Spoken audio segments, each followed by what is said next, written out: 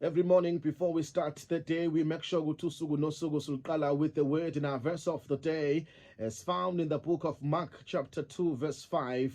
When Jesus saw their faith, he said to the paralyzed man, "Son, your sins are forgiven and you are healed." Nanka amazwi namhlanje engicela sikhulume ngawe ekseni as we are starting the day.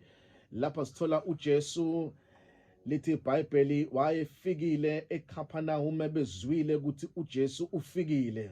Ma efika kuthiwa inqwaba yabantu, inkumbi zabantu zasondela kuJesu, bangena endlini, kwavaleka endlini, kugcwele abantu, kungangeneki, kungahambeki, ngoba abantu babesondele kuJesu befuna ukuzozwa izwi elalishunyayela uJesu. Kusenjalo uJesu egcwele endlini, kunabantu abamngungile, kwakukhona amadoda amane aye nomngani, umngani walamadoda owayegula kakhulu, sekuphela isikhathi egula.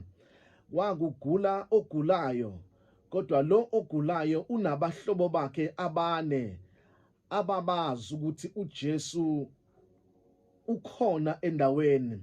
Lithi iBhayibheli bamthatha lo ogulayo, bathi siyakholwa ukuthi masikuthatha sikuyisa kuJesu, uJesu uzofika kuphilisa, uzofika kulaphe.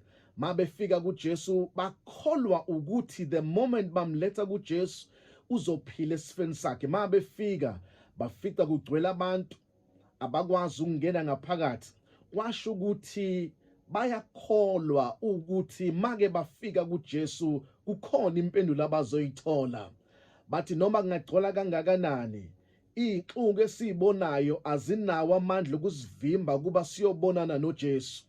Lithi iBhayibheli bagibela phezulu kophahla, ngoba ayikho into engaba namandla okuvimba umuntu okholwayo.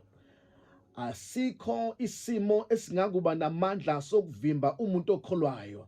Ma ekholwa umuntu, ekholelwa uNkulunkulu, noma isitha singabeka mapha ama-blocks phambi kwakhe, kodwa umuntu okholwayo uyadlubulundela. Abantu abakholwayo bathi noma kungaba nesimo phambi kwami, bethi asikho kodwa isimo esiyekuba namandla okuvimba ukukholwa kwami. Kuthiwa lamadoda amane agibela phezu kophahla, noma kwakufuleliwe ophahleni, afika agibela phezu kophahla ehamba nogulayo, afika eqaqa uphahla amehlisela phakathi. Into eyayiqhuba lamadoda ayeqhutshwa ukukholwa ukuthi maske safika phambi kaJesu ayikho into engeke ize yenzeke. Ma efika afika kuneyinhlungu, agudluza inhlungu, ngoba ukukholwa, mawukholelwa lento oyifunayo, akunandaba ukuthi yini ekuvimbayo, ayinendaba ukuthi mapha ama-limitations akhona, but ukukholwa makes a way where there is no way. Athi mayefika kuJesu, inkulumo kaJesu yona engiyithandayo. uJesu ubona ogulayo, kodwa akakhulumi ngogulayo, kodwa ukhuluma namadoda aphethe ogulayo, ngoba uJesu wabona ukukholwa kwalamadoda amane ukuthi ayakholwa ukuthi lo gulayo uzophila. Le ndoda ayiphulukiswa ukukholwa kwayo, kodwa iphulukiswa ukuthi kukhona amadoda asondelene nayo akholwayo ukuthi le ndoda ingaphila. Sengathi uNkulunkulu empilweni yakhe ngakuvusela abantu oyothi mawushabalala befike bezokuxhaka, bezokuphakamisa. Sengathi uNkulunkulu engakuvusela abantu oyothi mawuphelelwa ukukholwa beme nawe, bekuthandazise bethi vuka uphakame. Sengathi uNkulunkulu engakuvusela abantu, hayi abayoba nawe ngoba kuhamba kahle kuphela, kodwa akuvusela abantu ukuthi noma zikunetha befike bezothandaza nawe. uNkulunkulu akakuvusela abantu oyothi mawuzwa ukuthi usubuthakathaka endleleni befike bekubuze bethi kodwa usuthandazile yini masibanibani.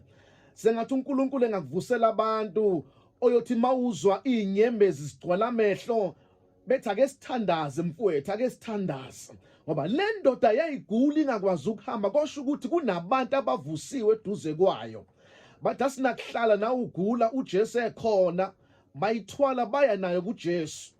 Hawu uNkulunkulu akakuvusela abantu abayokuthwala beye nawe kuJesu. uNkulunkulu akakuvusela abantu nasebandleni abayokuthwala beye nawe kuJesu. Engakuvusela abantu okuyothi mawubhekene nesimo behleke nesitha kanye naso behleke impilo yakho. Kodwa le ndoda yayinabangane bayithwala beze nayo mayefika uJesu uthi ukholwa kwenu kuyisindisile le ndoda. Hawu kwathi ngikhulume nomuntu namhlanje. Ngiyakholwa ukuthi uNkulunkulu uyokuphilisa. Ngiyakholwa uNkulunkulu uthi uyokwenzela indlela noma wena ukukholwa bese kuphelile. Kodwa ngiyakholwa mina ukukholwa kwami makwenza ukuthi uNkulunkulu edala amaso empilweni yakho. Ukukholwa kwami makwenza ukuthi uNkulunkulu edala indlela empilweni yakho. Ngoba uJesu aka-address ogulayo kodwa u-address abamthwele uthi ukukholwa kwenu bafowethu kwenza ukuthi lo ogulayo aphile. Akavusa abantu uNkulunkulu empilweni yakho abayokholwa ukuthi uzophila, abayokholwa ukuthi kuyokwenzeka okuthile. Noma usungabaza bethi kodwa siyamkholwa uNkulunkulu.